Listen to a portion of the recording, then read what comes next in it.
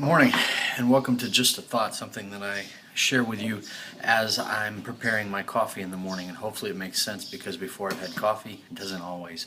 But I popped on Facebook this morning as I was coming in here, and some friend was posting or talking about this really fancy, what was it? He's a theologian talking about Jesus was submerged into the Christian story as much as Yahweh was submerged into the Jewish story.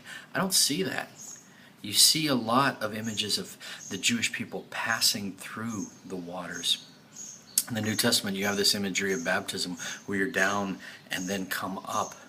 But I see the story of God differently. I see in Genesis 1:1 where God was above the waters. He stood above the waters. And then in John 1:1, it reflects that language where Jesus is called the Word, and the Word was with God, and the Word was God in the beginning. It's a direct parallel to that over the water type feel. And so when we look at this, what difference does it make? So what? Jesus walked on the water. He was not submerged by the water. Jesus on the boat commanded the wind and the waves to be still. So what? Here's the difference. God is not submerged into our story. We are submerged into His story. God stands above the water, and even though Jesus came down into our story, even though He was walking on the water, and I'm sure He got wet while He walked on the water.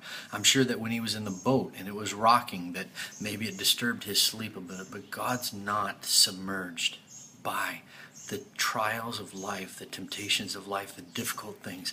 God's not overwhelmed by the waters. He brings us through the waters.